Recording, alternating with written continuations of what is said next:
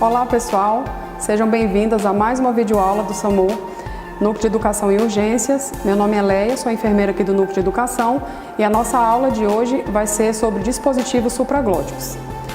Então nós começaremos explanando os nossos objetivos para essa aula, que o primeiro objetivo é contextualizar o uso dos dispositivos supraglóticos com as ações do enfermeiro no suporte avançado de vida. Segundo objetivo, conceituar via aérea difícil. Terceiro, descrever os fatores associados à via aérea difícil, apresentar a legislação que ampara as ações do enfermeiro em relação à máscara laríngea e apresentar a máscara laríngea descrevendo as suas indicações, vantagens, desvantagens e a técnica. Essa aula será dividida em dois blocos. Nesse primeiro bloco nós abordaremos a parte de via aérea difícil, contextualizar essas ações do enfermeiro no suporte avançado e no segundo bloco nós retornaremos com esse assunto para falar um pouquinho mais sobre o dispositivo e sobre a técnica. Então vamos começar? Eu trago essa aula começando para vocês com um caso clínico. Eu vou colocar esse caso clínico para que nós, enfermeiros, possamos refletir nas nossas práticas, sabendo das nossas ações ali dentro da equipe, do suporte avançado e em ação junto com outras equipes, como o suporte básico e como que a gente pode agir diante de certas situações, trazendo isso para o contexto da nossa aula, que é falar sobre os dispositivos supraglóticos. Então, nesse caso, eu coloco o seguinte: você é enfermeiro, está de plantão em uma unidade de suporte avançado de vida que ela está incompleta, sem a presença do médico.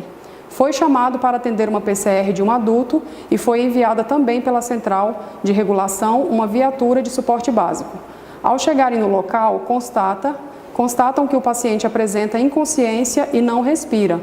Qual é a prioridade desse atendimento? Considerando o caso, que é uma parada cardíaca, e os profissionais presentes, visto que na cena nós temos uma equipe de suporte básico na cena e uma equipe de suporte avançado que está incompleta, somente com a presença do enfermeiro e do condutor.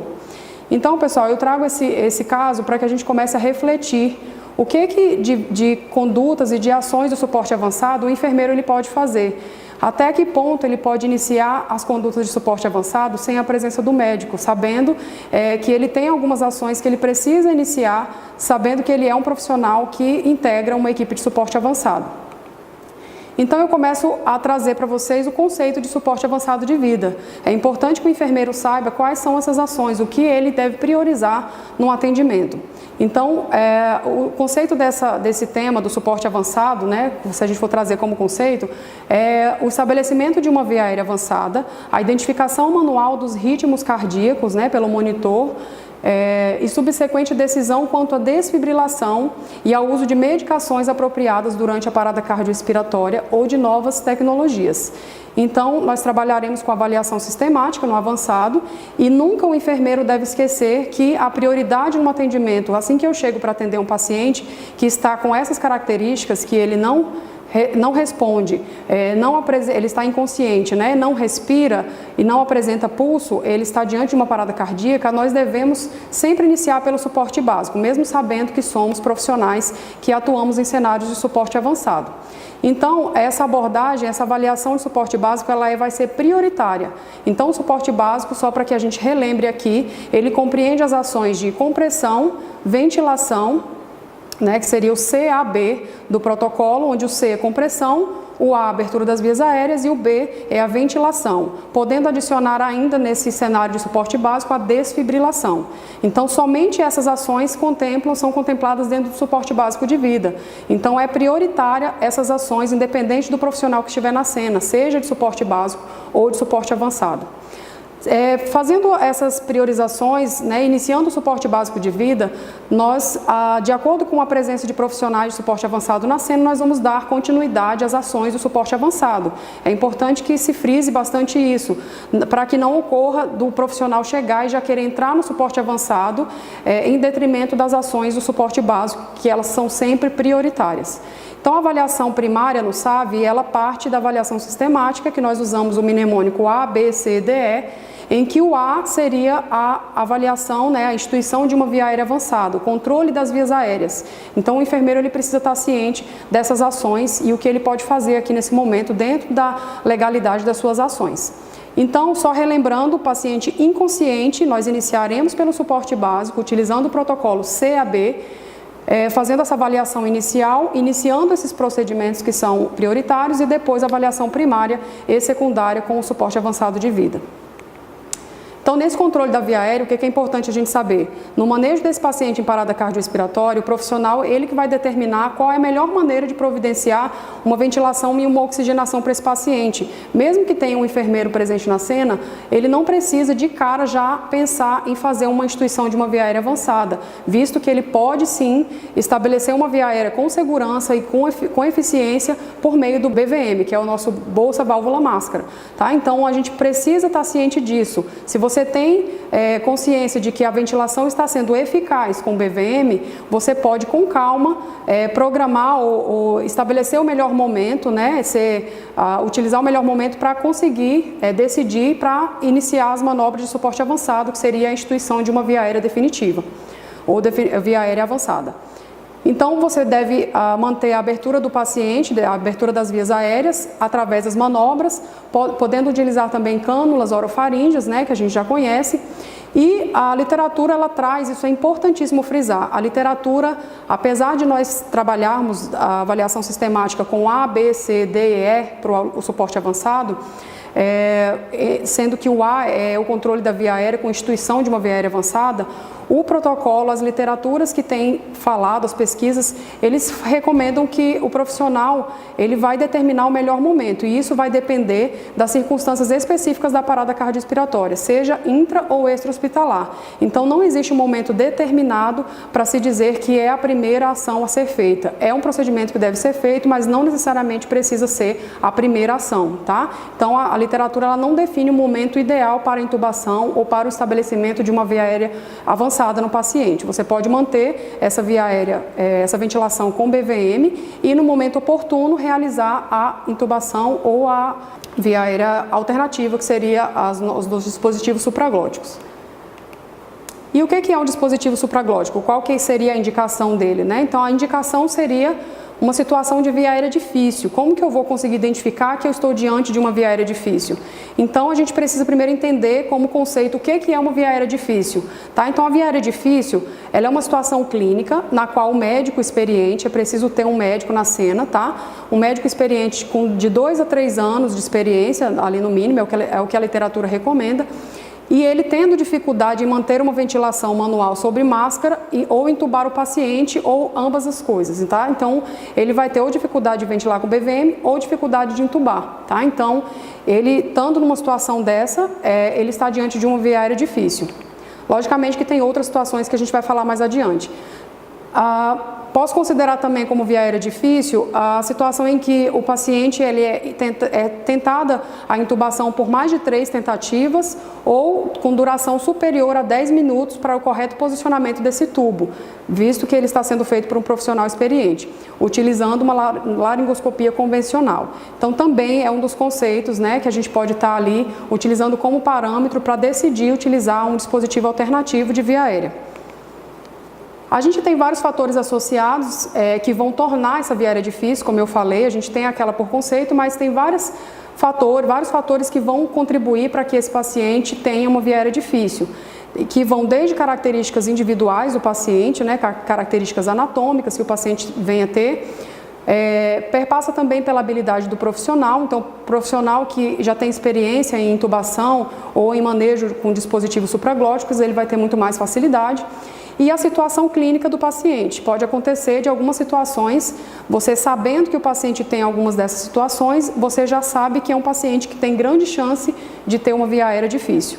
Então, posso citar algumas aqui: gestação, obesidade, diabetes, acromegalia, que é um aumento desproporcional da mandíbula, fazendo com que ocorra uma hipertrofia da língua, aumentando as chances de obstrução da via aérea. Tumores, né, na região ali da orofaringe, que também pode provocar dificuldade. O trauma crânio-cervical, que vai dificultar ali o manejo do posicionamento no momento da intubação, né, que a gente não vai poder movimentar muito esse pescoço. Corpo estranho nas vias aéreas, que também pode dificultar e no momento da intubação eu posso estar piorando essa obstrução, né, colocando esse objeto para vias aéreas inferiores e obstruindo mais ainda essa via aérea. Infecções, né, da região da orofaringe, epiglotite, laringite, pneumonias, bronquites. Então, são situações que vão trazer uma situação mais difícil, né, já conhecida para o profissional no momento de intubar, né, no momento de estabelecer essa via aérea. No caso da gestação e da obesidade, a gente tem uma situação que vai fazer com que esse paciente tenha uma capacidade residual de ventilação diminuída. Pela própria condição, né, da gestação, a gente tem um edema ali da região da orofaringe na grávida, e o obeso também ele tem uma situação de capacidade residual diminuída, e fora as alterações anatômicas ali da região da orofaringe, tá? A diabetes também tem a ver com a relação de alterações da articulação pelo excesso de tempo em que o paciente pode ficar com uma glicemia alterada, né, para mais, hiperglicemia, e isso pode provocar uma dificuldade na hora de posicionar a cabeça desse paciente para intubação, né? Então ele vai ter uma rigidez maior ali nas articulações. São só curiosidades que a gente precisa entender, mas que no cenário de emergência a gente dificilmente vai conseguir identificar situações como essas, né? Porque nós temos uma característica de atender pacientes que nós não conhecemos. Então, possivelmente a gente não vai conseguir, algumas dessas situações não vão ser passíveis de identificação, né? Salvo ali a gestante, o obeso, que são situações mais fáceis de reconhecer. E aí eu trago um gráfico para que a gente entenda a importância. Esse gráfico foi de uma pesquisa e que avaliou-se a questão da dessaturação dos pacientes quando eles estão em apneia, tá? Então a gente vai ver que alguns perfis de pacientes, eles dessaturam mais rápido do que outros pacientes. Então aqui eu consigo mostrar para vocês, eu tenho na coluna vertical o nível de saturação que esses pacientes estão apresentando a princípio, e na coluna horizontal nós temos o tempo em minutos que esse paciente está ali sob o efeito de apneia, tá? E foi utilizado nessa pesquisa o uso do bloqueador neuromuscular, tá? Então a gente sabe que o bloqueador neuromuscular ele tem de 7 a 10 minutos para ter o tempo de meia-vida dele para parar de agir no corpo, tá? Então a gente observa que na primeira linha o adulto normal ele demora mais para dessaturar, ele consegue suportar mais situações de apneia, tá? Um adulto normal em torno de 70 quilos. Um adulto normal com alguma comorbidade, ele já tem um nível de dessaturação um pouco mais acentuado em relação a outros indivíduos normais. Então você já tem que entender que o seu procedimento ele tem que ser mais ágil, e você não pode demorar com esse paciente muito tempo tentando esse procedimento, porque ele tem um limiar menor ali para conseguir suportar essa apneia sem dessaturar. Aí os dois pacientes mais críticos que nós temos seria a criança, né? A criança normal, ali de até 10 quilos, e o adulto obeso, em que eles têm um limiar de dessaturação muito mais baixo. Ali a gente consegue observar que em torno de 2 a 3 minutos, até 2 a 3 minutos ele consegue suportar em apneia antes de dessaturar. Em 4 minutos ele já chega ao nível máximo de dessaturação. Então são pacientes críticos em que eu já sei que eu tenho risco de uma via aérea extremamente difícil. Aqui eu também tenho uma outra pesquisa, só para a gente entender a quantidade de eventos adversos que ocorrem na medida em que ocorrem as tentativas de intubação. Quanto mais vezes eu tento intubar esse paciente, mais evento adverso eu posso provocar nessas vítimas, nesses pacientes. Então, aqui eu consigo exemplificar a hipoxemia, que seria o mais comum. Se o profissional que está ali realizando a intubação fizer mais de 2 tentativas, essa taxa já aumenta de 11,8% para 70%, tá? A regurgitação, que seria o vômito, né, no momento da intubação, de 1,9% passa para 22% quando eu tento intubar mais de 2 vezes esse paciente. A aspiração, né, a broncoaspiração também aumenta de 0,8% para 13%. A bradicardia, também que seria um dos procedimentos, dos eventos adversos bem comuns, aumenta para 21% a partir da segunda tentativa. E a parada cardíaca, né, que seria o evento mais grave, de 0,7% para 11%. Então é importantíssimo que não fique se tentando bastante, né, em situações em que você já conhece que a via aérea é difícil. Então já partir logo para um dispositivo em que você consiga instituir essa via aérea com mais rapidez. Achado sugestivo de intubação difícil. Isso aqui também é só a título de curiosidade, visto que a intubação O paciente, né, que vai ser submetido a uma intubação em situações eletivas, o médico ele consegue, através da consulta, né, principalmente em situações de risco cirúrgico, o paciente que vai ser operado, que já sabe que vai passar por uma situação de intubação, o médico consegue avaliar através dos fatores, né, que esse paciente apresente, se ele vai apresentar ou não uma intubação difícil, tá? Então, só a título de curiosidade, porque nós sabemos que na emergência isso se torna um pouco mais difícil de identificar, visto a situação em que nós nos encontramos, né, de pacientes que nós não conhecemos. Mas algumas situações a gente pode estar associando no momento do atendimento. Então, a primeira delas seria os dentes incisivos superiores muito longos, aqueles pacientes que têm os dentes muito grandes, que vai atrapalhar ali o momento da intubação. Prognatismo ou retrognatismo, que seria o queixo para frente, né, ou o queixo muito retraído, isso dificulta também ali o posicionamento da lâmina e a visualização ali da orofaringe, então seria uma situação já conhecida de via aérea difícil. A distância entre os dentes incisivos superiores e inferiores menor do que 3 centímetros.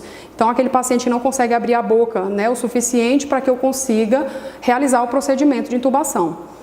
O palato muito estreito ou arqueado, isso também pode dificultar a intubação.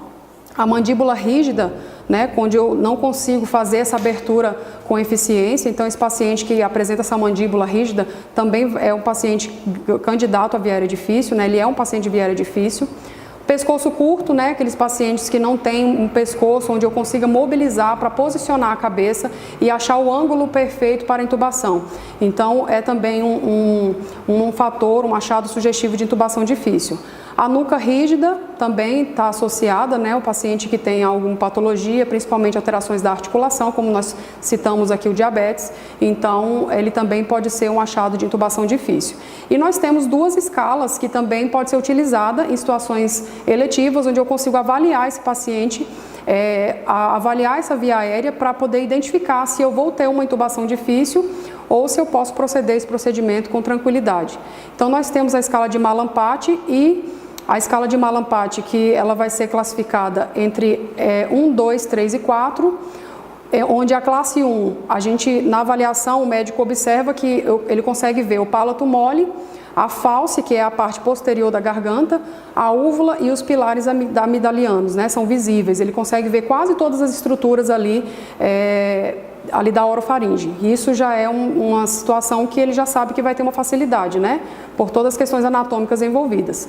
A classe 2 é o palato mole, visível, a falce, que é a parte posterior da garganta, e a úvula. Aqui eu já não consigo ver os pilares amidalianos, né, A classe 3, palato mole e base da úvula visíveis, tá? Então eu já tenho uma situação um pouquinho mais crítica, onde eu não tenho uma visibilidade tão boa da região da orofaringe, tá? Então eu vou ter uma dificuldade ali de visualização das cordas vocais da região onde eu preciso inserir o tubo.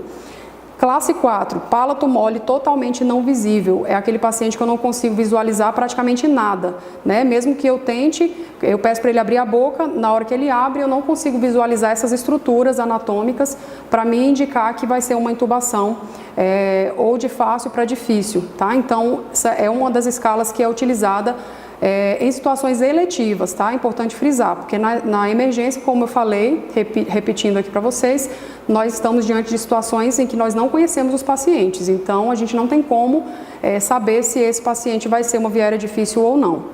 Uma outra escala seria a classificação de Cormack-Lehane, que também é utilizada no momento da visualização desse paciente, a visualização das cordas vocais no momento da intubação. Então, na classe 1, eu consigo visualizar a glote bem visível, ela está bem visível, eu consigo visualizar. A classe 2, somente a parte posterior da glote é visualizada.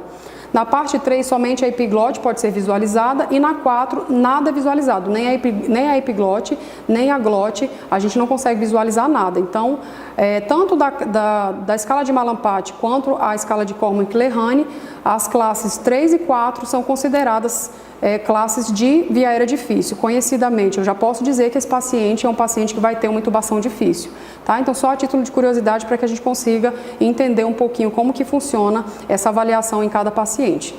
Pessoal, então eu vou finalizar esse bloco agora. Na sequência, nós vamos dar continuidade a esse tema e eu vou entrar um pouquinho contextualizando qual que é o amparo legal para o enfermeiro nessas situações, né, de dispositivos supraglóticos, e a gente vai falar um pouquinho da técnica e do dispositivo da máscara laríngea. Então, até a próxima.